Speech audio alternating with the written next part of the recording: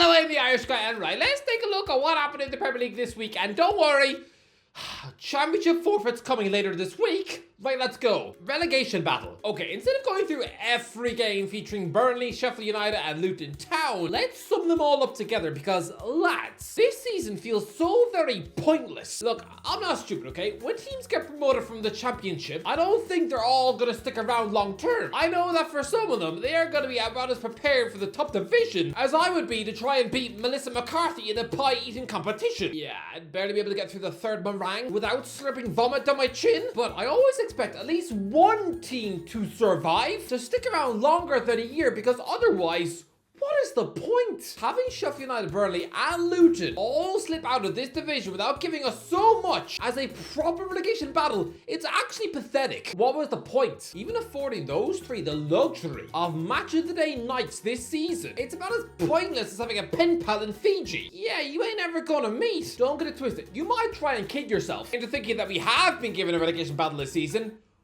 We haven't. I can promise you that this is not an authentic relegation battle. It's one manufactured by the courts. This is a manufactured, half-hearted relegation fight because both Everton and Nottingham Forest had points wiped off the board for FFP infractions. I mean, giving the Toffees their 8 points back, and more importantly, give Forest their 4 points back, and suddenly all three clubs would officially be down, buried.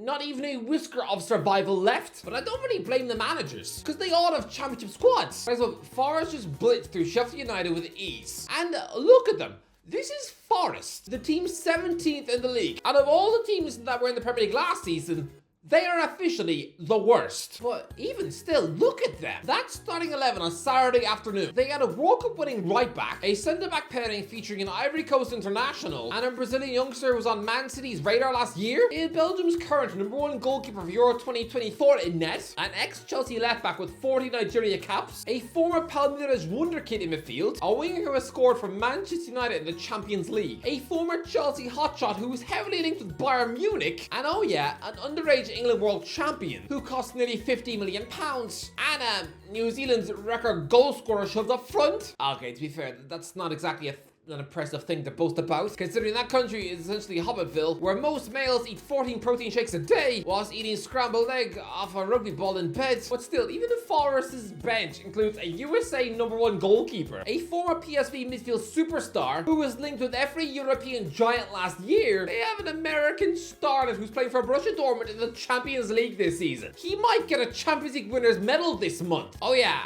and a Belgian centre forward who has scored in the final of the Champions League. That is a Premier League squad and coached by a man who is managing a Ballon d'Or winner this season. Come on! How are Luton, Burnley, and Sheffield United supposed to compete with that? I'm going to say this. When all players are fit and on form, those three promoted clubs don't have a single player who would make Forest starting 11. And Forest are supposed to be their best chance of staying up. I mean, come on! I have never seen all three promoted teams crash out together. It's really sad to watch. Back in my day, I remember when Sunderland, Wigan, and West Ham all came up together in 2005. Yes, Sunderland embarrassed themselves, becoming the worst Premier League team of all time so far, but the other two, in that season, they reached 2 cup finals, both finished inside the top half. I mean, chuck their 2-point totals together, and Wigan and West Ham would have won the league with 106 points. Yeah, add up the points totals for all three promoted teams now, and they still wouldn't even finish above Aston Villa. West Ham and Wigan were a joy. First of all, the Hammers went on a 5-game winning streak, and Wigan went on a 6-game winning streak. They were fearless. That was back when promoted teams actually gave it a go. They could both dream about doing something big, but this season, it's just so disappointing. They've all been absolutely complete rubbish. I will not celebrate Luton for giving it a go, because they're going to finish the season with less than 30 points. That ain't nothing to celebrate. That is poor. Again, Blackpool in 2011 had a similarly weak squad. I mean, sure, they had Charlie Adam in midfield, but so? He was probably only as good as Ross Barkley is now. He just was better at set pieces. Blackpool still put 39 points on the board and deserve better than finishing 19th. But Luton, it's so hopelessly average. This whole season has just been a complete waste of time. Chelsea 5, West Ham 0. Lads, I told you that Chelsea fans screaming for Pochettino's head was lunacy and spoilt. Lads, this was actually said after Chelsea's FA Cup semi-final defeat to Man City. You can't back Poch. He doesn't care about the club. He's Tottenham through and through. It's a mess. It's a shamble. If it all turned out in a few months' time or a few years' time that he literally came in just to do Chelsea over, I wouldn't be shocked. Yes, this bloke, somebody who clearly has the intellect of a burnt gingerbread man, he actually thought that Pochettino was a Tottenham spy. Sorry, mate. This isn't James Bond, and he's not Sean Bean. It's a month later, and you've just beaten Tottenham for the second time this season? Is he still a Tottenham man? Is he still someone you think is probably wearing a wire in the Chelsea staff room, reporting back to Daniel Levy like some Peter Pettigrew rat? No, it would be the worst spy mission in the world. Because right now, Chelsea are a better team than Spurs. Lads, forget the 5-0 embarrassment at Arsenal. Any big club can get spanked. I mean, look at the English teams who are going to be in the Champions League next season. I've seen Arsenal, Man City, and Aston Villa all concede 8 in Premier League games. It's fine. It ain't gonna kill your club. You will get over that embarrassment. That 5-0 defeat is an outlier because that was Chelsea's only defeat in the last 12 league games. How does that run not give Chelsea fans massive encouragement? In that run, they've drawn with Man City, beaten Newcastle, Man United, and Tottenham, while smacking Everton and West Ham by an aggregate score of 11-0. Chelsea are fun to watch again, and Pochettino is getting the most out of his exciting young players. This is on another level to anything that hipster British milk muffin Graham Potter ever managed to achieve at Stamford Bridge. Pochettino is a proper coach, and I'm gonna say this is actually the best football Chelsea have played since the first few months of Conte ball. This Chelsea team is dangerous, and they deserve to qualify for Europe. And I'm gonna say this, if they do qualify for the Europa League, they can absolutely win it. This is an exciting Chelsea side, so I don't want to hear Rory Jennings ungratefully whining about his coach. He'd be better off eating a handful of his own ear wax. As for West Ham, they finally deleted their DM. David Moyes, somebody who was bragging about already being offered a contract at West Ham at Christmas. Yeah, clearly that was like when I told my school chums that I kissed a girl on holiday. Nah,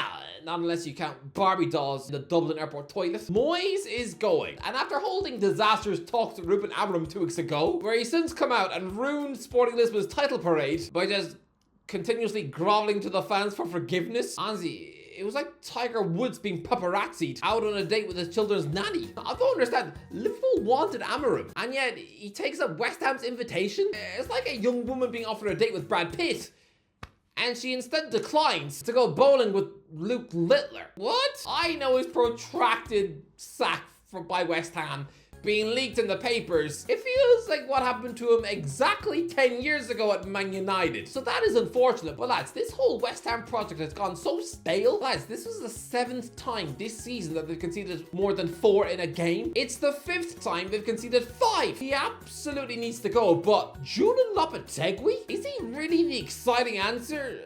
No. Yes, he has had big jobs in his life, but I don't know. He only had 1 full season at FC Porto. He failed to win any silverware. He had 20 games as Spain manager, no tournaments, and just 14 games as boss of Real Madrid. Yes, he won the Europa League with Sevilla, but then he didn't even stick it out for more than 30 games as Wolves boss. He didn't even give them a full season in charge. He finished 13th and quit. That's it. Is he an exciting boss? No. Moyes' predecessor was a Real Madrid boss too, and a far better one, by the way. Getting in Lopetegui feels a bit like hiring Rafa Benitez, who the West Ham owners used to be obsessed with while at Newcastle. I don't know, West Ham. Mourinho is available. He lives in London, and yet you go for a former Wolves coach? Someone who looks a bit like an anorexic vampire who eats children before getting sick in the sink? It's a bit meh. Top 4 battle. Okay, I'm going to cover Aston Villa's 1-0 defeat at Brighton and Tottenham's 4-2 defeat at Anfield in the same section because I'm going to say this. They say the league table never lies, but it does. And it's lying to me now. I'm telling you it does. Because Aston Villa are going to qualify for the Champions League as Tottenham continue to bottle it under Postecoglou. But neither team are ready for the competition. It sounds crazy to say when they're languishing 11 points behind. But I genuinely think the Premier League has a 4th Champions League team, and it's Newcastle United. Injuries have absolutely smacked that club in the teeth this season. But they are better than both Aston Villa and Tottenham. Comfortably better. Don't tell me they're not. Lads, Newcastle played Aston Villa twice this season. The aggregate score is an 8-2 win. And they just smacked Tottenham up with ease 3 weeks ago, belting them 4-0 in the face. Look, the job Unai Emery has done at Aston Villa is great. And he would have probably worked similar miracles at Newcastle, but Eddie Howe's squad is better. I know Villa are higher in the table, but stats don't tell everything. For example, Ollie Watkins is going to finish this season with more goals than Alexander Isak, but to me, Isak is still on another level to Watkins. Watkins is going to go to the Euros. Just eat chicken sandwiches on the bench. If Isak was English and not Swedish, Gareth Southgate would be shoehorning him into his starting 11. But my point is that Newcastle have proven they can compete in this competition. They were half an hour away from clawing their way out of the group of death before Christmas. Aston Villa, by contrast, have stuttered their way to the Conference League. I don't think they're ready for the Champions League next season. I really don't. Neither are Spurs. Both will be absolutely grilled by elite competition. But Newcastle, they embarrassed Mbappe and his mates. Villa have lost 9 games this season and are going to finish in the top 4. I mean, the Newcastle team who finished in the top 4 last season only lost 5 games. You're going to regret it. When the likes of Inter Milan are winning 6-0 at Villa Park in November, title race. I'm not going to say too much about the title race because to me, Arsenal deserve it. And again, I want Arsenal to win this thing because if Man City win it again and the 3 promoted clubs go back down, then what have we really gained this season? What will this season be remembered for? It'll be the season where Aston Villa got into the Champions League, sure, but other than that, no one stayed up and no one else won the league. Listen, a great win for Arsenal over Bournemouth, who I hope finish in the top half because I love this Bournemouth side. But no, they won 3-0 and Declan Rice scored. It was grim, but with Man City, Erling Haaland scored 4 against Wolves. Roy Keane once again showed that he has an absolute vendetta against the Haaland family, but I hope Arsenal can do it. I really hope Man City drop points, not because I dislike Man City. It's not that. I just want a new title winner. Arsenal haven't won it in 20 years. If they win it, we can remember the season for something other than Aston Villa finishing 4th, something other to hang our hats onto.